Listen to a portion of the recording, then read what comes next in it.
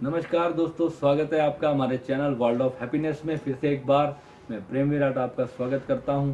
और दोस्तों, आज इस वीडियो को शुरू करने से पहले मैं आपको एक बात बता देना चाहता हूं कि ये वीडियो अगर आपने आज समझ लिया तो ये वीडियो आपकी ज़िंदगी बदल देगा।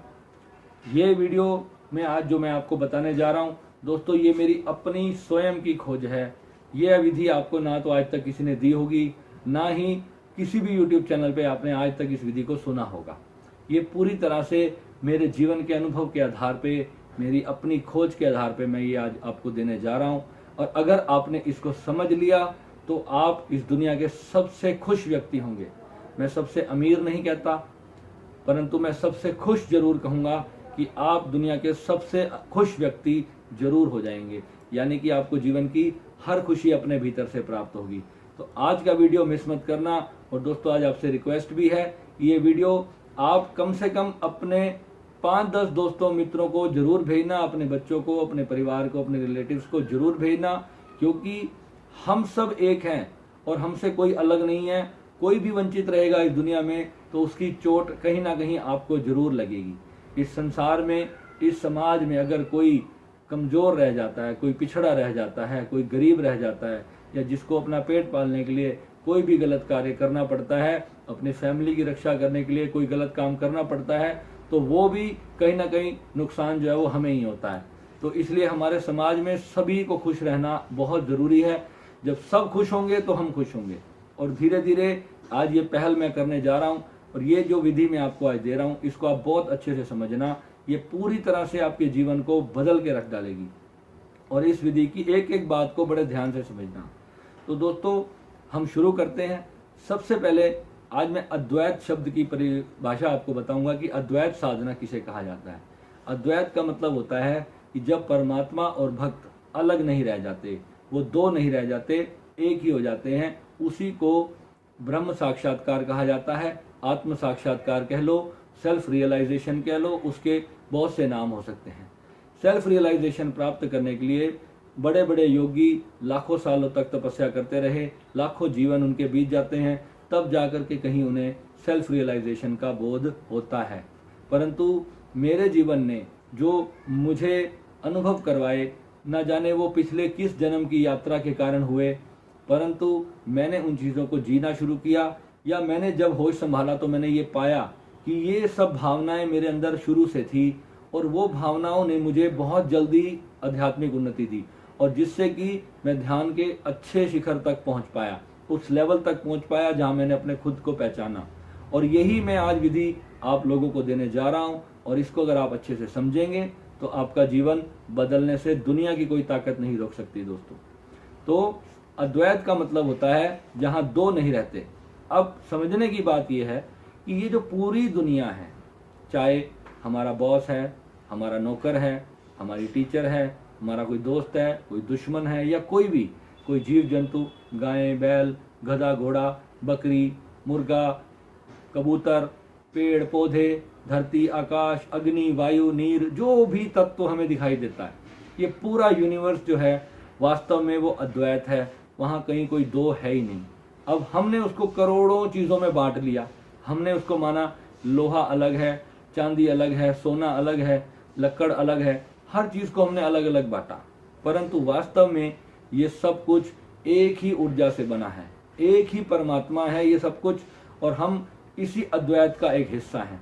परंतु हमने अपने अहंकार वश, अपनी ईगो वश हर चीज़ को अपने से भिन्न समझ लिया कि मैं सबसे अलग हूँ, मैं सबसे परे रहता हूँ, और बाकी सब मेरे दुश्मन हैं, बाकी सब मुझसे अलग हैं। तो इसमें अद्वैत की भावना जो है हमारी समाप्त हो जाती है, और हम कभी भी सेल्फ रियलाइजेशन को प्राप्त नहीं हो पाते। अगर हम ध्यान में जाते भी हैं, हम 10 साल ध्यान करें या 20 साल ध्यान करें, पर जब तक हम इस बात को नहीं समझेंगे कि ये सब कुछ अद्वैत है, हमें कभी भी पूर्ण ब्रह्म साक्षात्कार नहीं होगा। पूर्ण ब्रह्म साक्षात्कार का मतलब है कि कोई मुझसे अलग नहीं है, सब कुछ मेरा ही भाग है, सब कुछ मैं ही हूँ। तो अब इसे हम शुरू कैसे करेंगे? आज से, अभी से, इसी क्षण से हम जो करेंगे, हमने ऐसा अनुभव करना है, इस चीज़ को हमें फील करना है कि जो कुछ भी है वो सब कुछ मैं ही हूँ।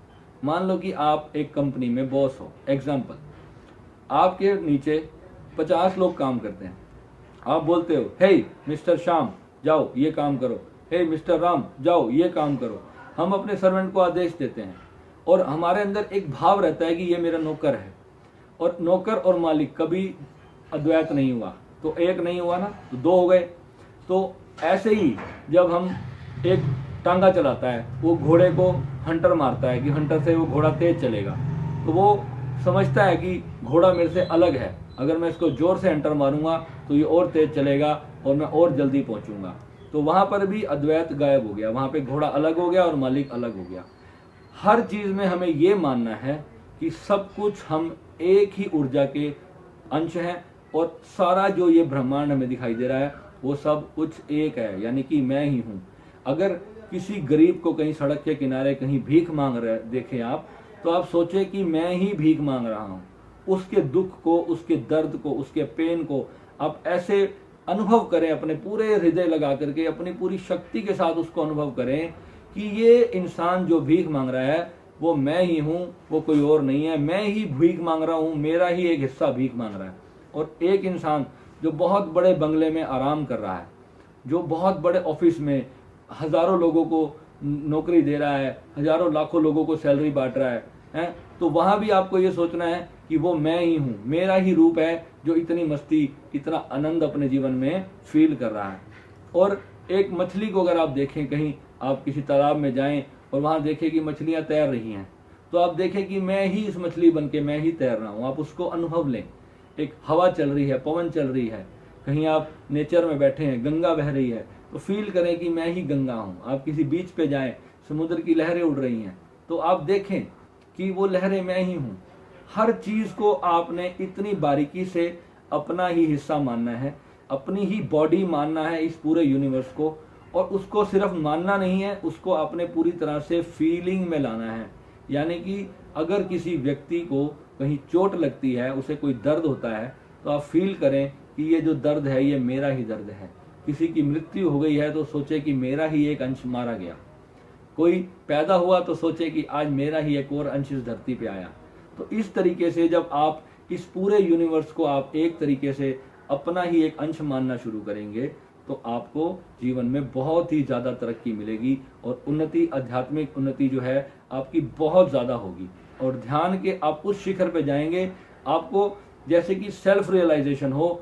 आप डायरेक्ट बिना इतने ध्यान विधियों के प्रयोग किए, बहुत आडंबरों में ना फंस करके, धीरे धीरे आपकी जो लाखों जन्मों की यात्रा है वो इसी जन्म में समाप्त हो जाएगी, इसी जन्म में पूरी हो जाएगी। आपको पूर्ण अंदर से बोध होगा कि ये पूरा नेचर वास्तव में आप ही हो। अब इसके लिए छोटे छोटे एग्जाम्पल हम और 2-4 चर्चा करते हैं, क्योंकि आज का वीडियो थोड़ा लंबा होगा। देखो, जैसे मान लो कि आपके किसी रिश्तेदार ने आपको कोई कटु वचन कह दिया, आपको तकलीफ हुई, तो आप वहां पर क्या फील करेंगे कि मैंने ही अपने आप को डांट लगाई या उसने आपको गाली दी। तो आपने ये भाव सोचना है कि ये जो गाली है ये मैंने ही अपने इस रूप को दिया है, मेरे उस रूप ने मेरे इस रूप को दिया है। अद्वैत है सब कुछ, दो नहीं है यहाँ पर कुछ भी। मैंने ही खुद को दे दी तो बुरा क्या मानना। अब किसी ने मुझे बहुत अच्छा गिफ्ट दे दिया या बहुत अच्छी मेरी तारीफ कर दी, तो उसमें हमें क्या सोचना है कि मैंने ही अपनी तारीफ करी है, उसमें कोई बहुत बड़ी बात नहीं है। गुस्सा आएगा, अच्छा भी फील होगा, कोई अच्छा देगा तो हमें अच्छा भी फील होगा, कोई बुरे वचन कहेगा तो हमें बुरा भी लगेगा। समाज में मान लो कि आपसे लोग जल रहे हैं, कुछ एक बहुत बड़ा समाज का वर्ग है जो आपसे जलता है, आपसे उसको जलन होती है आपकी कामयाबी से, तो आपको ये भाव रखना है कि मेरा ही एक रूप है जो मुझसे जल रहा है। और आप उसको साक्षी भाव से देखें, उसको बिल्कुल आराम से साक्षी भाव से होकर के आपको देखना है कि मैं अपने आप से ही जल रहा हूं। और कोई आपको देख करके, जैसे आपके माता पिता हैं, वो आपकी कामयाबी में हमेशा खुश होते हैं, तो वहां पर आपको क्या सोचना है, क्या फील करना है आपने कि मैं ही हूं जो अपनी ही कामयाबी को देखकर मैं खुश हो रहा हूं। अब आपको कभी कोई चोट लगती है तो देखो कि ये मुझे ही लगी, और जिस चीज से लगी वो भी मैं ही हूं, तो इसमें किसी की गलती नहीं है। यानी कि जो दोष भाव है, जो अपराध भाव हम ले आते हैं कि उसने मुझे ये कह दिया। अब कोई इंसान आपके साथ बहुत बुरा करता जा रहा है, वो आपके साथ षड्यंत्र पे षड्यंत्र करता जा रहा है। अब वहां ऐसा भी नहीं कर सकते कि आप उसके प्रति कोई कार्रवाई नहीं करोगे, वो भी करोगे। सब कुछ वैसा ही होगा, जीवन सब कुछ वैसा ही चलना चाहिए जैसा आप चलाते हैं। कुछ भी आपने अलग नहीं करना।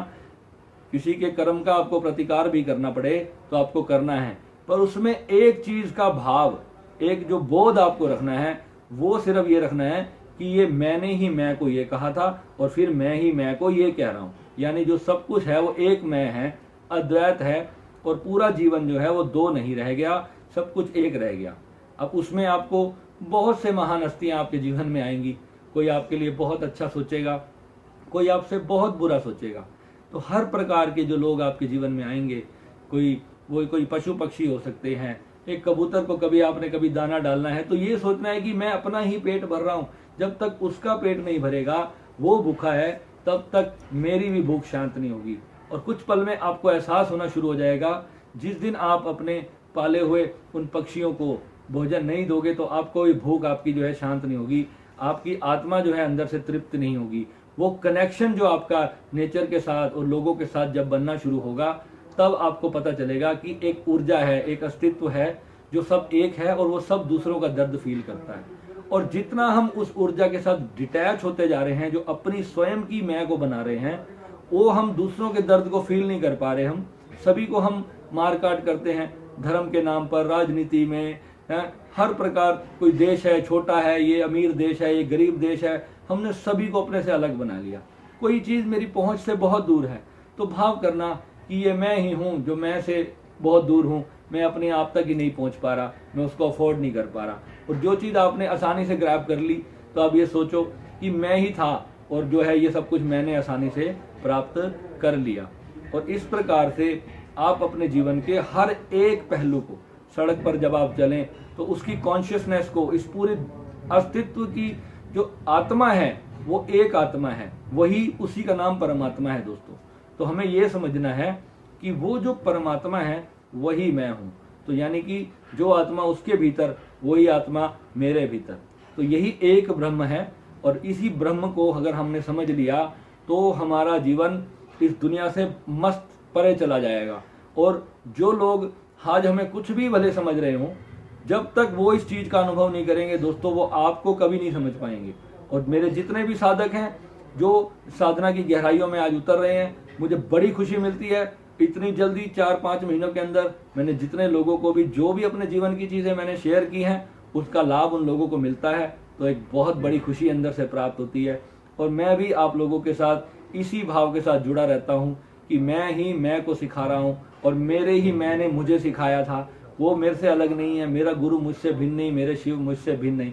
तो यहाँ पर चाहे वो अल्लाह हो, चाहे वाहेगुरु है, चाहे राम है, चाहे कृष्ण है, चाहे बुद्ध है, कोई भी देवता है, कोई भी भगवान है, कोई भी शक्ति है, कोई भी तांत्रिक है, कोई चोर है, कोई डाकू है, वो सब कुछ मैं ही है।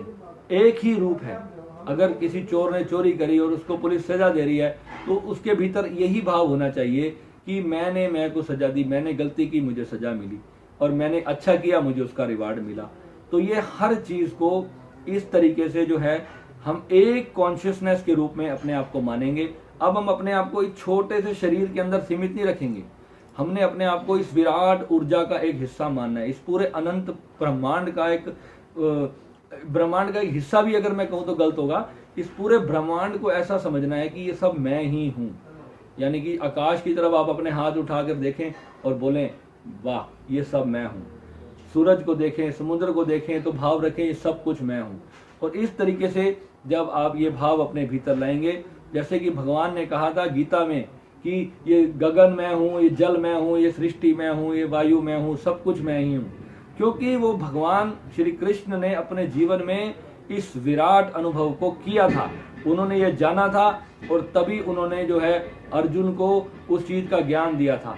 और वही मैं भी पढ़ता था कभी किसी समय गीता में, मुझे उस समय कुछ भी समझ नहीं आता था, परंतु जब मैंने ध्यान में जाकर के उस सारी चीजों को अनुभव किया, रियलाइज किया, तब मुझे समझ आया कि वास्तव में ये पूरी सृष्टि एक ही है, यहाँ कोई किसी का दुश्मन है ही नहीं। तो जो भी जीवन में चल रहा है ये सब लेन देन है, ये कर्मों का सिस्टम है। जो भी हमारे जीवन में आ रहा है वो हमें फील तो करना ही पड़ेगा।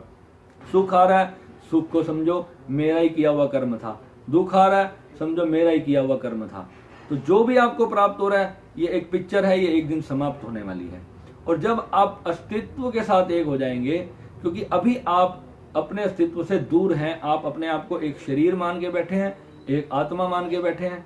इससे ज़्यादा आप एक माइंड है, बस, और कुछ नहीं है। आपका जो मन है वो आपको इस पूरी दुनिया से अलग मानता है। यार वो इंसान बुरा है, वो इंसान अच्छा है, वो मेरे लिए अच्छा सोचता है, वो मेरे लिए बुरा सोचता है। तो हमने लाखों करोड़ों अद्वैत को खत्म कर दिया। हर एक व्यक्ति के साथ, हर एक जीव के साथ संसार में हमारा अद्वैत होना चाहिए। अब मैं यहाँ ऐसा नहीं कह रहा कि आपकी पैर के ऊपर एक बिच्छू चढ़ गया तो आप उसको कहें तो मैं ही हूँ, मैं ही मुझे काट रहा है तो काटने दे, इससे तो आप मर जाओगे। तो ये बेवकूफ़ी भी नहीं करनी। अगर आपको लगता है कि उसको बिना मारे मेरा काम चलता है, मैं उसको फटाफट से हटा दूँ, तो आप उसको हटा दें। अगर आपको कोई व्यक्ति सामने बंदूक लेके आपको खड़ा है और वो ये सोच रहा है कि मैं इसको गोली मार दूं और आप सोचे कि मैं ही मैं को मार रहा हूं, तो मारने दो। तो ऐसा नहीं करना। तो वहां पे अर्जुन बनना है। और अर्जुन ने जिस प्रकार मैं अपने ही मैं को मारा था, तो भगवान ने जब उसको बोध कराया तो उसने सारों को फिनिश भी कर दिया। क्योंकि जो भी उसको मारने आ रहे थे तो अर्जुन ने उन सबको तीर चला के फिनिश कर दिया। तो वहां पर इस भाव से भी आपको कर्म करना है, यानी कि अपने कर्म क्षेत्र से नहीं भागना। कर्म क्षेत्र को समझना है, परंतु ये जानना है कि वो आत्म तत्व एक है। ये गीता का इतना बड़ा सार है, जब तक ये अनुभव नहीं होता तब तक समझ नहीं आता। लोग लगे हुए गीता पढ़ने में पूरे पूरे जीवन, रोज गीता का पाठ करते हैं, पूरा जीवन आपका उसी में बीत जाता है। परंतु जब भगवान ने जो ये बात कही थी कि ये सब कुछ मैं हूं, जब तक आपको इसका भीतर से अपने अनुभव नहीं होगा, तब तक आपको सेल्फ रियलाइजेशन कभी नहीं होगा। और आप ही वो कॉन्शियसनेस हैं, उससे भिन्न कुछ और है नहीं। जो ऊर्जा आपको दिखाई दे रही है, आपकी चाहे कुंडलनी हो, चाहे आपकी कुंडलनी हो, जो कुछ है वो सब आपके भीतर है और आप ही हो। ये पूरा ब्रह्मांड आपके भीतर है, कुछ भी बाहर नहीं है। ये आपने सुना बहुत बार होगा, पर जब तक आप अनुभव नहीं करेंगे तब तक आपको कुछ भी प्राप्त नहीं होने वाला। तो इसलिए आज से हमने ये साधना प्रारंभ करनी है। चलते फिरते, बस में बैठे हो तो सोचो ये बस मैं ही हूँ, गाड़ी में बैठे हो तो सोचो गाड़ी मैं ही हूँ, फ्लाइट में बैठे हो, ये सब दोस्त जो भी बैठे हैं मेरे साथ, जो ट्रैवलिंग कर रहे हैं, वो सब कुछ मैं ही हूँ और मैं ही फ्लाई कर रहा हूँ आकाश में। इस तरीके से नदी, नाले, पहाड़, झरने, हर चीज के साथ बिल्कुल एक हो जाओ। कभी जंगल में जाओ, किसी पेड़ को गले लगा के खड़े हो जाओ, उसकी पूरी कॉन्शियसनेस के साथ फील करो कि ये पूरा ब्रह्मांड की कॉन्शियसनेस जो है मैं हूँ। और जब ध्यान में आप बैठो तो आंख बंद करके जो भीतर अंतर आकाश दिखता है, जिसे कहा गया है नमामि शमीशान निर्वाण रूपम चिदाकाश माकाश वासम भजे हम। जो चिदाकाश है, जो चित्त का आकाश है, उसे चिदाकाश कहा गया है शिव रुद्राष्टकम के अंदर। तो जो आपका चित्त का आकाश है उसको आपने समझना है। चिदाकाश माकाश वासम भजे हम। उस चित्त के आकाश को आपने जो है अपने भीतर ही उसको भजना है, उसको स्मरण करना है कि यही जो चिदाकाश है यही मैं हूँ, यही भगवान शिव है। ये पूरे जो अस्तित्व है ये शिव ही है और कुछ है ही नहीं। This is called Shiva. भगवान एक छोटे से शिवलिंग में भगवान नहीं बैठे, भगवान ये ब्रह्मांड ही शिवलिंग का एक रूप है। ये पूरा भगवान जो है, ये पूरा जो नेचर है वही अस्तित्व वास्तव में शिव और शक्ति का एक मिला हुआ रूप है, जिसको अर्धनारीश्वर रूप कहा गया हमारे शास्त्रों के अंदर। तो आप इसको जब समझोगे, ध्यान की गहराइयों में जाकर के आप इसका अनुभव करोगे। और जब भी ध्यान में बैठे तो अपनी आंख बंद करके एक छोटे से बॉडी में अपने आप को ना समझे, अपनी आंख बंद करके ऐसा अनुभव करें कि ये पूरा नेचर जो कुछ भी है वो सब एक है और खाली एक आकाश है भीतर। कोई चक्र में ध्यान नहीं लगाओ। ये आज्ञा चक्र को जागृत करना है, मूलाधार को जागृत करना है। लोग मुझे रोज क्वेश्चन करते हैं, भैया मूलाधार को कैसे जागृत करें? अरे तुम मूलाधार के चक्कर में क्यों पड़े हो भाई? ये पूरा ब्रह्मांड ही तुम हो, तो फिर एक मूलाधार तो एक छोटा सा चक्र है, उससे क्या होगा? अरबों तुम्हारे मूलाधार लोग हैं और अरबों आज्ञा चक्र हैं, किस किस को जागृत करते फिरोगे? केवल उस एक को जागृत कर लो जिसमें सब कुछ जागृत हो गया। ठीक है, अब इस तरीके से जो है आप अपनी साधना प्रारंभ करेंगे। और अब मैं विदा लेता हूं आपसे और जल्दी फिर एक वीडियो के साथ मिलूंगा। आज मैंने अपने ग्रुप्स में ये सुबह साधना करवाई है सभी को। आज मेरा मन था कि इसका वीडियो अपलोड करके आप सभी को दे दूं। और मैं आपको दावे के साथ कहता हूं दोस्तों, आप ये जो चीजें जो मैं आपको करवा रहा हूं, आप इसको 15 दिन फॉलो करके देखें। सिर्फ 15 दिन मैं बोलता हूँ, और 15 दिन के अंदर आपकी चेतना इतनी बढ़ जाएगी जो अपने अपने 20 साल के ध्यान में भी नहीं बढ़ाई होगी। और जो लोग कहते हैं ना भैया मेरी कुंडलनी जागृत हो गई है, मेरे सर में दर्द हो रहा है, वो सब क्यों हो रहा है? क्योंकि आपने अपने अद्वैत को नहीं साधा। आपने अपने आप को बॉडी मान के आपने अपनी कुंडलनी को जागृत करने की कोशिश की।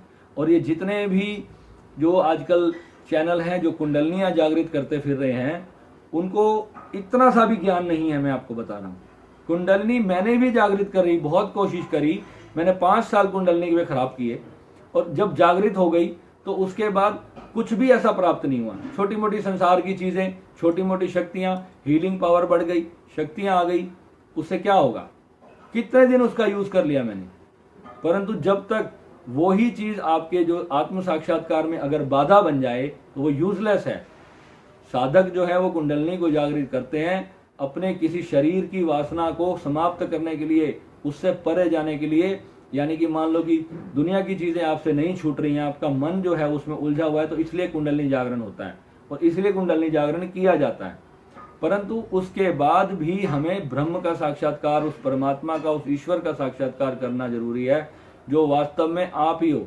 रामायण में उत्तरकांड में स्पष्ट लिखा हुआ है कि जब जीव को इस बात का एहसास हो जाता है कि वो ब्रह्म मैं ही हूं, वो फिर किसी का भी भक्त नहीं रह जाता, वो फिर अपना भी भक्त नहीं रह जाता, वो बस मिट जाता है।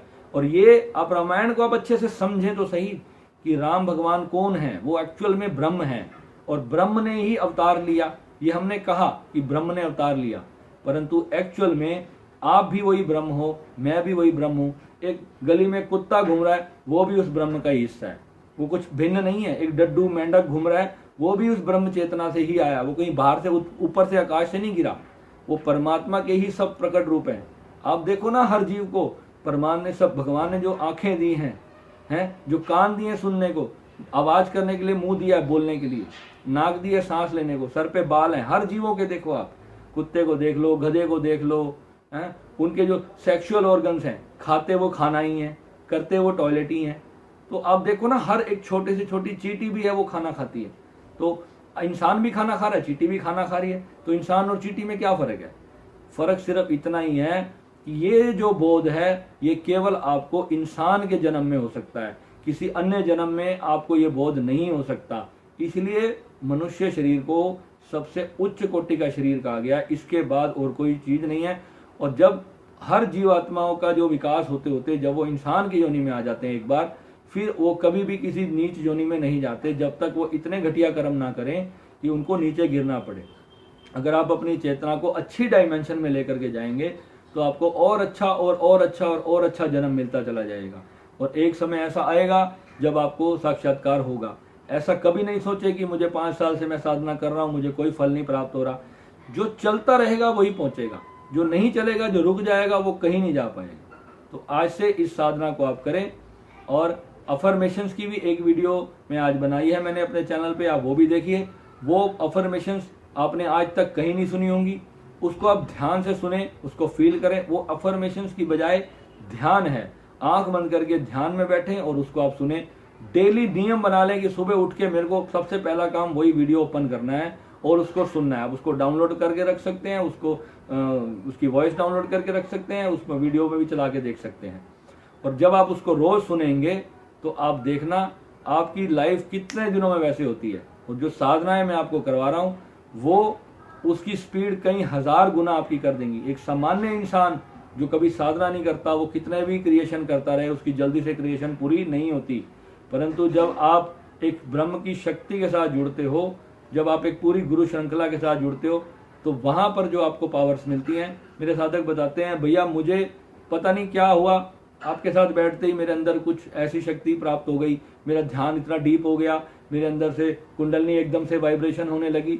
मुझे सच में ABCD भी नहीं पता था कि ऐसा होगा किसी को जब मैं ऐसे थोड़ी सी शक्तिपात करूंगा, तो मुझे जरा भी नहीं पता था। मैंने तो केवल, मैं तो अपने, कभी मेरी माता जी थोड़ी उनकी तबीयत खराब हो जाती थी या मेरे पापा की कभी तबीयत खराब होती थी तो मैं उनको हीलिंग करता था और केवल इतना ही करता था, और वो भी 5 मिनट 10 मिनट, मैंने इससे ज्यादा कभी किसी को किया ही नहीं।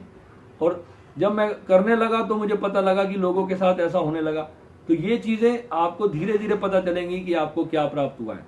जब तक इतनी जल्दी आप एक्सेप्ट भी नहीं कर पाओगे कि आप परमात्मा हो, क्योंकि हमने 40 साल 30 साल से हम अपने जीवन में, जितनी भी आज हमारी आयु है, 50 साल है या कोई 70 साल का है, वो तब से एक मूर्ति पूजा किए जा रहा है। उस मूर्ति के प्रति ही उसकी श्रद्धा होती है और वो अंत में भी उसको यही लगता है कि मैं कहीं धोखे में हूँ।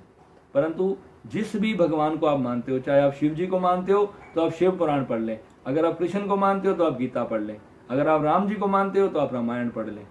आपको अंत वही मिलेगा। उन्हीं के कहे हुए ग्रंथों में आपको मेरी ये बात मिलेगी, और वो थोड़ी सी टिपिकल तरीके से उन्होंने कही है, उन्होंने ब्रीफली उसको एक्सप्लेनेशन नहीं दिया है, परंतु यहाँ पे मैं आपको कहता हूँ कि आप मेरे साथ ज्वाइन हो जाइए और आप इसका अनुभव कीजिए। ये नहीं है कि सिर्फ किताबों में रटा हुआ मार लीजिए, वो रटा हुआ जो है वो कुछ दिन का है, वो गायब हो जाएगा, उसका कोई यूजलेस है वो। जब आप इस चीज को अपने भीतर से अनुभव करेंगे तो वही सबसे बड़ी चीज है। ठीक है, तो नमः शिवाय। भगवान शिव का नाम हमेशा लीजिए, क्योंकि वो एनर्जी, वो कॉन्शियसनेस इस दुनिया की सबसे पावरफुल कॉन्शियसनेस है। जब आप उनसे प्रार्थना करेंगे तो वही तो इस ब्रह्मांड की कॉन्शियसनेस है। जब आप भगवान शिव को याद करते हैं, उनके साथ जुड़ते हैं, तो वो आपको चुटकियों में, वो आपको इतनी जल्दी कृपा करते हैं और उसी क्षण आ जाते हैं। और हमारे गुरुदेव को तो बस हम हाथ उठा करके बस पुकारते मात्र हैं, और वो मेरे साथ जितने भी जुड़े हैं वो सभी को उठा लेते हैं। मेरे को अकेले हो गया, वो सबको उठा लेते हैं अपनी गोद में। तो जब हम वहां से अद्वैत के साथ जब एक होते हैं, तभी हमें पता चलता है कि वास्तव में ब्रह्म क्या है। ठीक है, तो नमः शिवाय। मिलते हैं अगले वीडियो में एक नई जानकारी के साथ।